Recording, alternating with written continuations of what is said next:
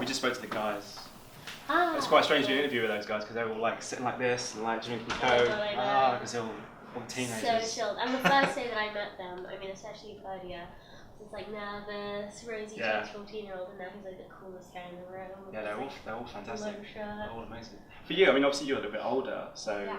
was that ever I'd say not a problem, but was it a challenge being with the younger guys and stuff, or did you enjoy it? I enjoyed it. I mean, they're all such great guys that you didn't really pay attention too much to age, especially because everyone in the band and everyone in the cast was such a range of ages. That wasn't really noticed at all, especially Ferdia, who's grown up with older brothers, I guess, so acts so much older. They seem much older than they are. Yeah, totally. When they said he was 16, I was just it's like, wow, shocking, I felt and so I old. totally don't believe him. I always used to joke, like, okay, sure, but you're 14 with like 4 kids at home, right?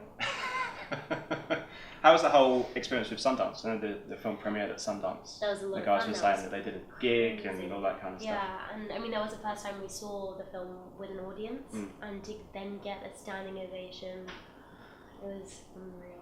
So cool. Did you meet Sting as well? Because I know Ferdia said he sat next to Sting. No, I sat behind him. Right. And I'm convinced that I saw him shed a tear at the end, so I'm just going to stick to that story. They said, Sting? Yeah. Yeah, they said he shed a tear when they were performing or something. I heard that he cried during a song. Amazing. That's amazing. As well, the reach of the film, even though it was at Sundance, to like Sting, and they were talking about Aurora and all these other people that have seen the film. I Just know, amazed it's so by it. cool. It must be amazing as an actress to have Absolutely. that reaction from people. Logan Lerman, the actor, tweeted about it earlier, and he's such a phenomenal actor, I think, so to have that response from someone I really respect is super cool. It seems to be everybody seems to. I haven't heard a bad word said about it yet, which is. Don't drink it. Oh no, I jinxed it. I Now. don't said it, do that. It won't be me. It won't be me. Don't worry. worry. In terms of the process of you becoming involved, obviously they had an audition process. I'm sure you did as well, but I know you obviously have made some films before. Yeah. Was it as long a process for you to get involved, or was it? I didn't have to queue for 6 hours in terms of that length of time. Yeah, that was intense. And that's what's so cool, because you always hear those stories about like going up in those auditions where like thousands of people are entering and you're like, oh, I won't get it, and then these kids like nail it. But yeah, my process was I got a script from my agent, and it was kind of sent as a comedy film from the director of Once. And the thing that really appealed to me was that yes, it's a comedy, which John Carney obviously nails every time, but it has so much more to it, and it's actually, I mean, he doesn't glamorize any of the characters and their problems, so they are these flawed humans with all of their rough edges, and especially Rufina, there was just so much to do with her, so much to read into her and to kind of explore. So, and you don't come across female characters like that often enough.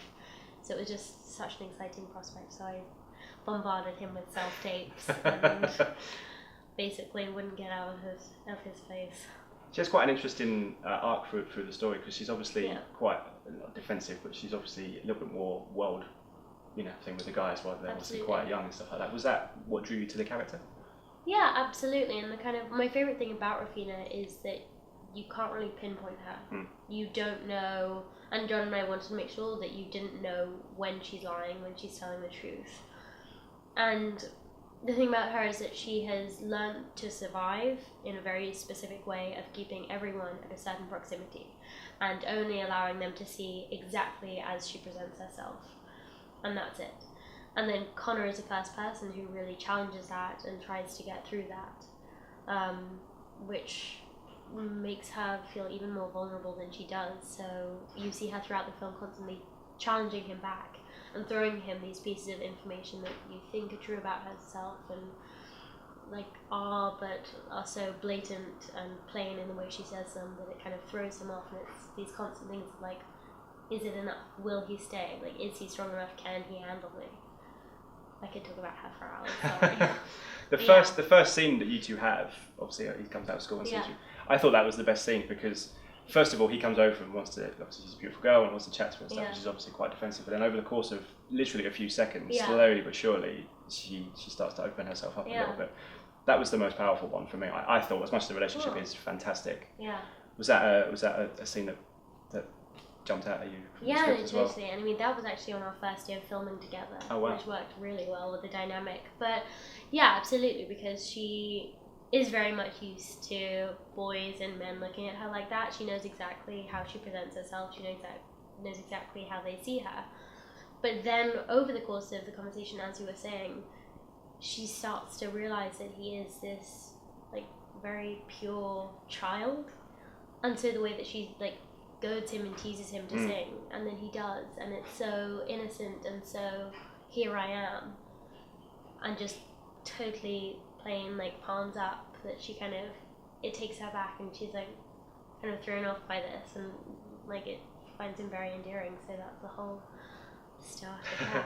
He has that great moment as well afterwards where obviously he speaks to you and gives you the tape and turns around and says we have to form a band. That's that really funny, which is so great, hilarious moment. So funny.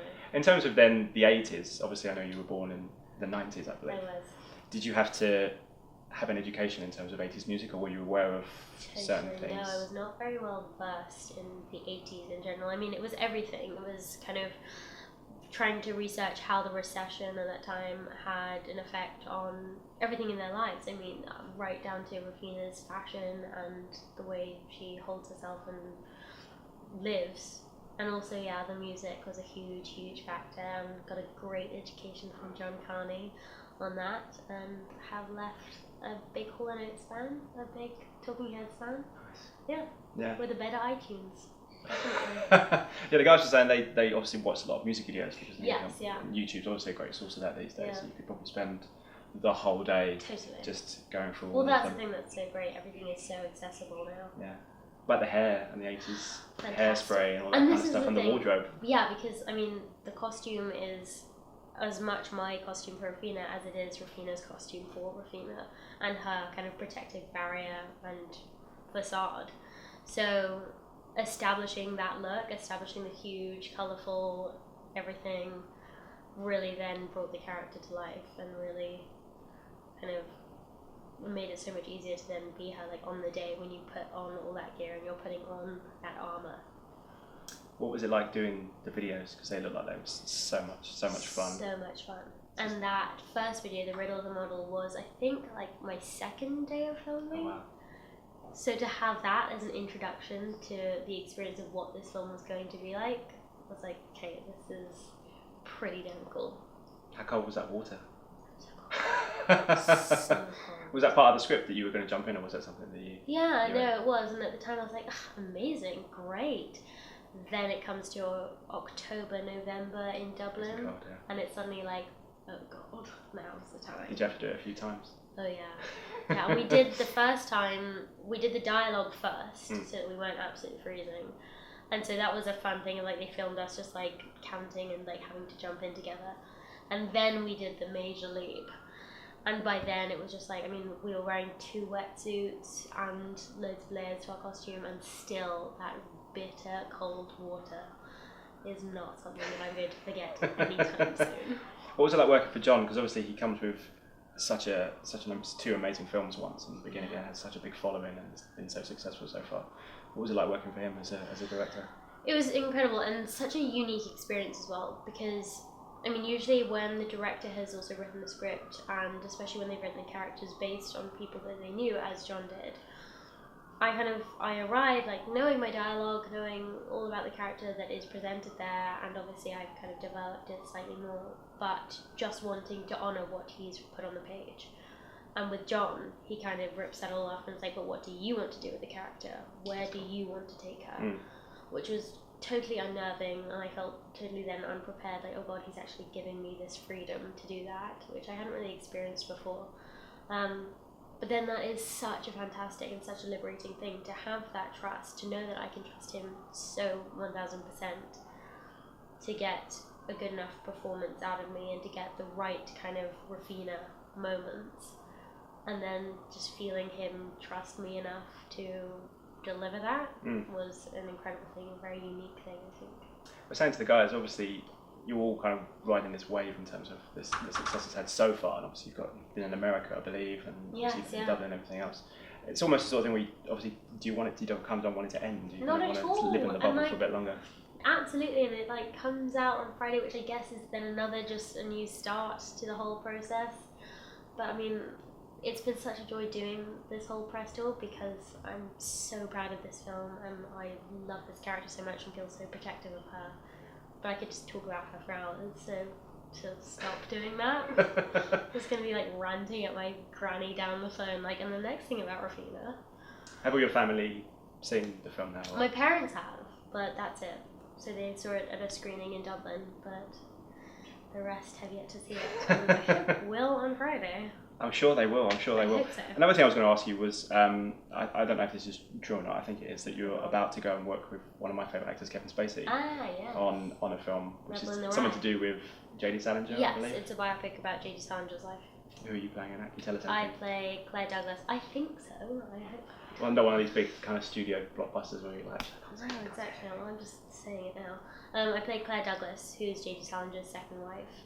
And you kind of see her relationship develop throughout the film, where she meets him when she's 19, and then it kind of tracks their relationship, because it follows JD's entire life from the span of like the beginning of Catcher in the Rye to the end of his career, not end, but so you see how their relationship develops and how she becomes more isolated by him and his strange ways. And Nicholas Hoult, I think, is yes, in it as well. playing J.D. That's an amazing cast. Yes, and Sarah Paulson has just joined. Oh wow! I know, she's already. Have you seen her in O.J. Simpson? Hell yes. Goodness me. She's What a great show. incredible. Yeah, I died when I read her. That hair as well, that perm. Oh my god, I know, and poor Michael Clark. Brutal. It's such that was yeah, that as well. Got a good performance out of Yeah. John Travolta as well. Listen, thank you so much But for your anyway, time. Sing Street. Sing Street, yeah, I'll talk about that. Sing Street, getting on that. Yeah. Your performance is fantastic. Thank you Absolutely so love much. the film, and I hope you have continued success Thank with you it. so It's much. fantastic. Thank you so much for your time. Thank you. Thank you. Cheers.